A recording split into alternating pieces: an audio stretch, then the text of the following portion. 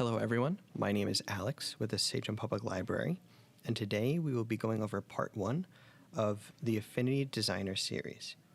Today we will be talking about what Affinity Designer is, how to create a new document. We're going to be covering all the various tools on the toolbars and all the different menus that you can open up and work with. We're going to be going over how to create a document and then work in that document, and then once you're done, how to then save that document or export whatever you were working in into different file types. So let's jump right in. Affinity Designer is a vector and graphics design software that's very similar to Adobe's Illustrator. This software is great for doing various types of vector artwork. So in order to create a new document, you'll see this screen here right when you open up Affinity Designer. You can click Create a New Document. It will open up this menu right here. This menu will let you choose a preset size, or you could define your size up on the top right hand corner. You can set your page width and height as well as the DPI. You can also change your document units, so if you're working in inches, and we can make our document, for example, 8 inches wide by 10 inches tall. Then you can change your different color spaces down here if you prefer. And then once you have everything set in terms of your document, you can... Okay, now that we've hit create, it will bring us back to here. So we can go through all the tools in the various toolbars on the left-hand side, and we'll also go through some of the menus that are available to us. Up in the top middle here, you're seeing we have the name of our document, which right now is untitled, and then our current zoom level in on the document. So if we zoom in or out, that number will change. When you hover over a tool on the toolbar on the left-hand side, it will show you the keyboard shortcut to quickly switch to that tool. So if I want to go back to the Move tool, all I have to do is hit the keyboard key V, and I am back on the Move tool. So the next tool we want to talk about is going to be the Node tool and the Point Transform tool. These are useful when you're working with this tool here, the Pen tool. So if you start using the Pen tool, you can define various points and shapes, and you can use the Pen tool to make some kind of geometric shape. Then you can use the Node tool to make adjustments to various points or the lines between points in the geometric shape that you've made with your Pen tool. So you can curve out straight lines or make adjustments or other changes to your drawn outline. You can also use the Point Transform tool, which is part of the Node tool here. If you click on the arrow in the bottom right corner of that box, you can switch from Node to Point Transform. Point Transform lets you move points around on the grid. So I can move a point from one location to the next, and then I can use the Node tool to then make other changes to that curved line. I can move points around, and then I can adjust the curves and the different curve angles while manipulating the original line. Corner tool is very similar. It allows us to make adjustments to various corner points on our lines. So in order to use this tool, you'd want to click on an object to select it, and then you can then drag to marquee select nodes. The next tool we have here is the Pencil tool, which is the hotkey N. The Pencil tool lets you draw a freehand shape, whatever shape it might be. You can intersect lines. Once you're done drawing your shape, it will create the points for you automatically instead of defining them by hand with the Pen tool. The next shape here is the Vector Brush tool. This allows you to draw a vector line. It will then turn that freehand line into vector nodes, which will then allow you to resize that shape in any way, shape, or form without losing any kind of resolution. This next tool here is the Fill tool. This one's pretty self-explanatory. You can take an object and then use the Fill tool to fill that object with a particular color. So if you had a circle and you wanted to fill that circle purple, you can set your fill color to purple, and now the fill is purple. This tool right here is called the Transparency tool. So to change the transparency of an object, you click on the object to select it, and then you can drag to change various transparency locations. So you can create a gradient based on transparency of whatever the fill color is on a particular object. depending on where you click, changes the point of the origin for the gradient. This tool allows you to place an image. So if you click on the Place Image tool, it will open up a document window where you can then browse to an available image and then put that image into your document. The Vector Crop tool allows you to crop based on vector lines, so it will apply a vector crop to your particular shape. So you can see here, now that I've exited, those lines are still there, but it has cropped out the fill from those vector lines into the area of the crop tool that I had created. Then down here we have different shape tools. So these are simple rectangle, ellipse, or rounded rectangle, or other shape tools here. So depending on a shape that you are looking for, you can use this to create a custom shape. So we can draw out a heart, and then that heart automatically is shaped with vector lines around the edges and pre-filled with what our previous fill color. You can then change that to whatever color or opacity you'd like.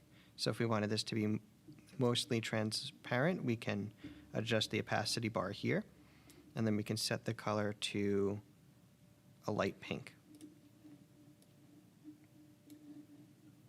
Down here we have the Artistic Text tool, and if you click here you have frame text tool. So if you're in the Artistic Text tool, you can click and then you can type whatever it is you'd like to type, and then now you have text that you can adjust the font with in the font selector up at the top bar.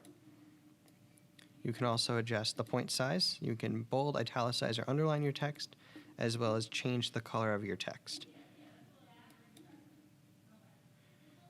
You have a color picker tool here. This lets you select a color, so you can click or drag and it will tell you what the color is. Next is the pan tool. This allows you to move your document around, so if you are zoomed in quite a bit, it allows you to quickly move around your document.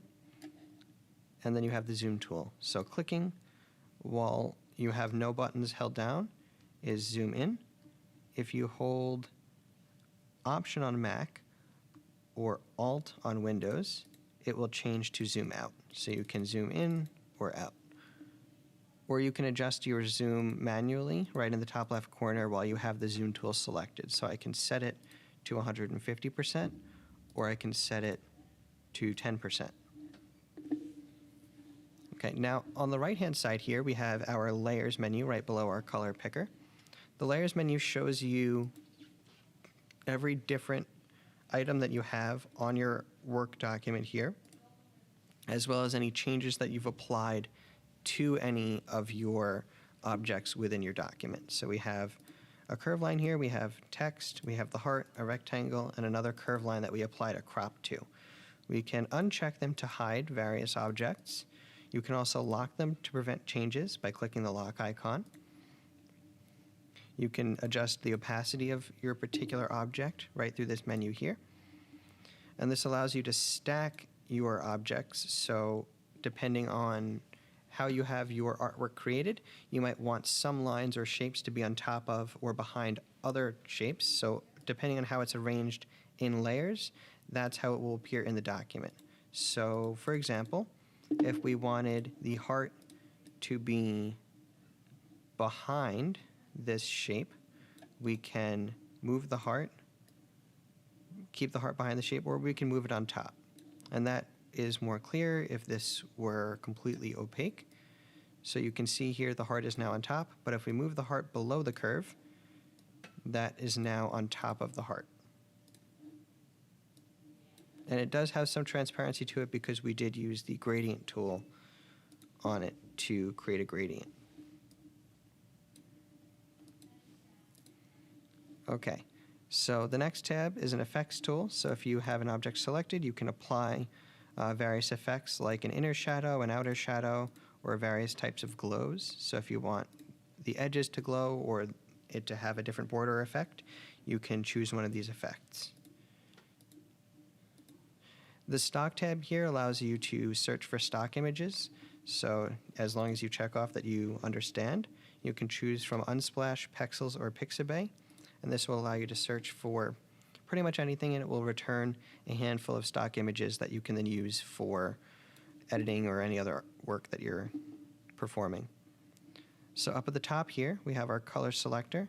So we can choose our base color here, so we can scroll through red, green, whatever color we're looking for, and then we can use the inner triangle here to select the shade as well as how light or dark that particular blue is. So if we go all the way to the right corner, it's going to be white, and all the way to the bottom corner, it's just going to be black.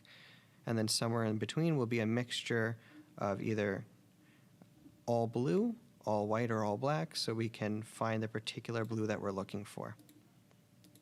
We can also switch to colors that we've saved into a color palette by clicking on the icon here. Swatches are preset types of colors or color options that are set either by the system that you're using or by working preset in Affinity's options here, and that allows you to choose different gradient effects or different colors to choose from. So if you were looking for just a generic color and you didn't have a particular RGB value in mind, you can choose one of these preset colors.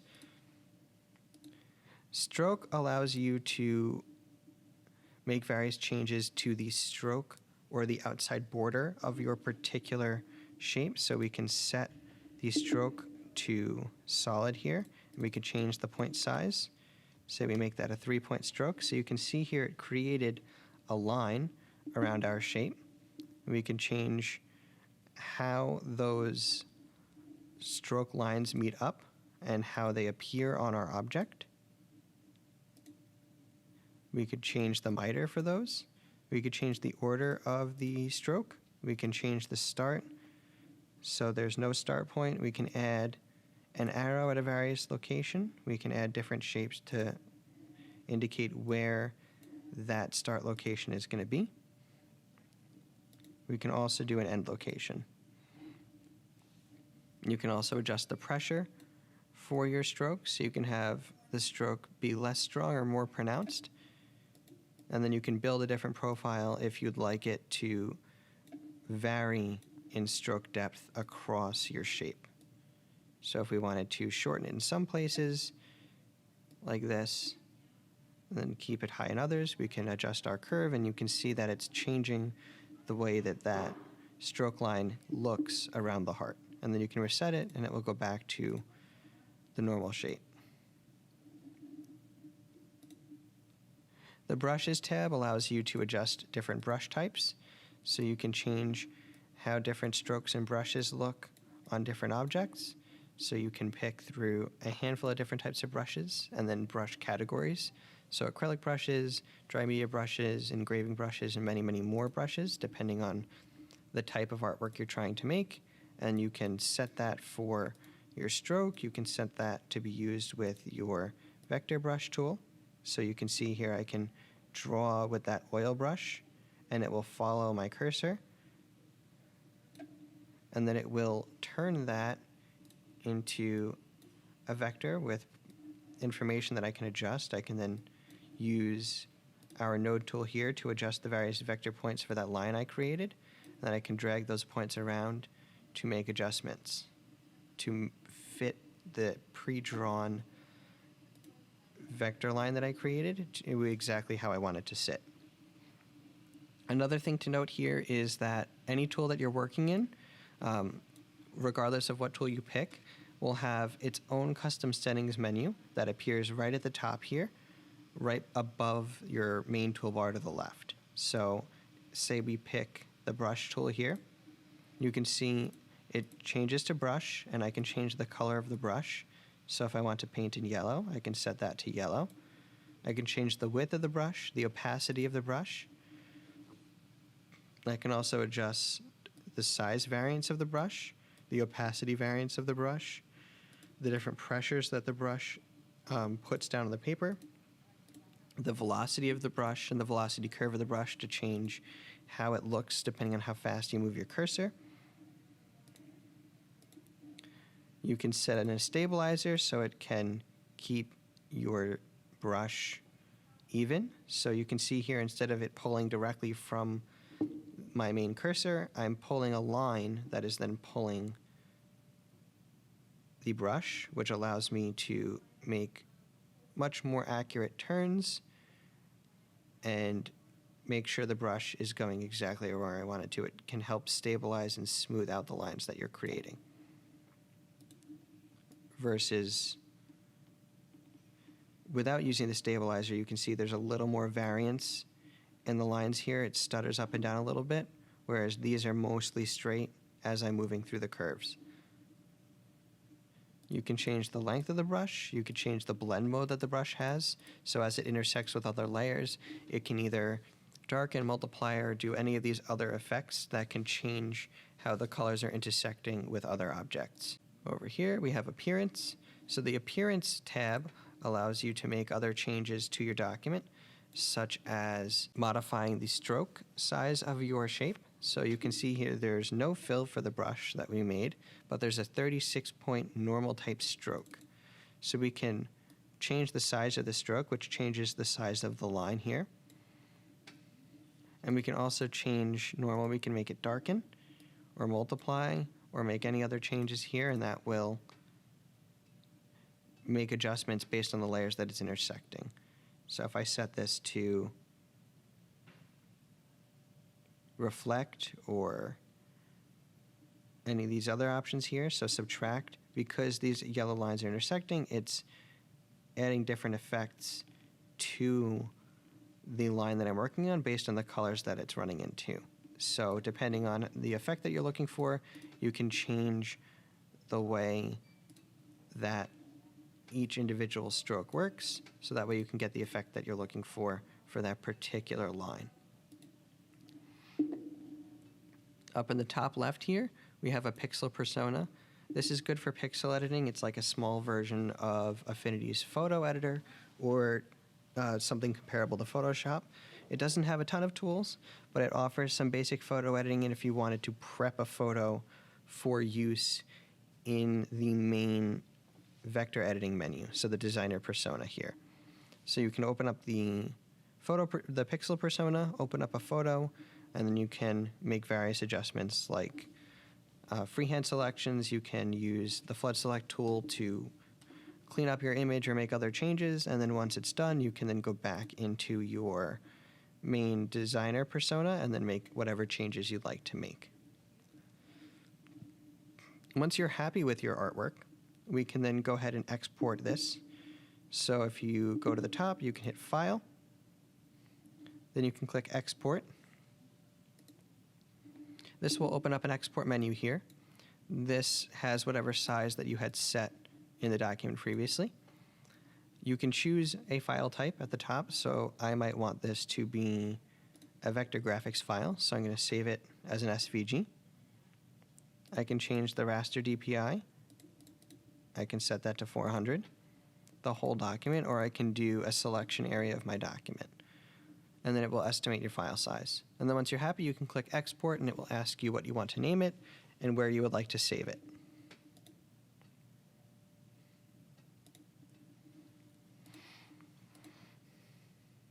Just like this, so I can type in test document, and then keep it in Documents and hit Save.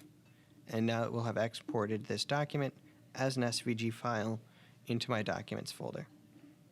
I can make other adjustments in here. I can go into these other submenus and open up text and change how the typography looks and make adjustments for text. So if I'm working on a text document or a text layer here, I can change how the alignment works. I can adjust the capitalization of different letters within my particular text.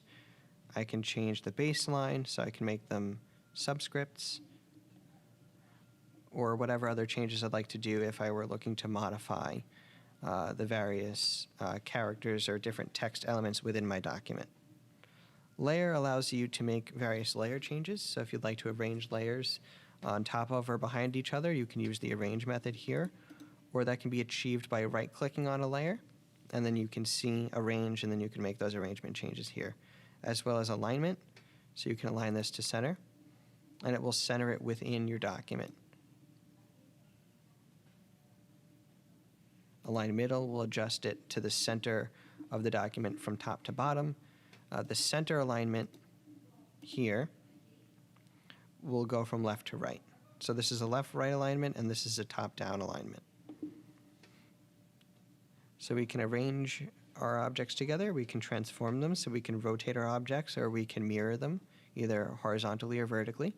We can do other layer effects here. We can rasterize, so if we want to turn our vector line into a pixel layer, we can do that with rasterize. Or you can make other changes. You can add a color to a swatch from the fill or from the line. And then we can also adjust our selection. So if we've selected an object and that's the only layer we didn't want to select, we can go to select and hit invert, and it will select the opposite of what we had selected. And we can change our view. So this is a quick toggle for zoom. You can rotate the view. You can change your view mode. I would probably leave this in vector. This is the default view here, vector, single view, and clip to canvas. You can add new views, so if you want to set up multiple views, you can set up multiple views and then you can switch between them. You can either enable showing the bleed or the margins or guides or grid, and or you can disable them depending on if you wanted them enabled to work on your particular design or not. All right, so that pretty much sums up the very basics for working in Affinity Designer. So I hope you enjoyed this quick tutorial. Please join me for part 2, where we'll be covering how to prep various vector graphics specifically for use with studio tools such as the laser engraver. Thank you so much for watching, and have a great day.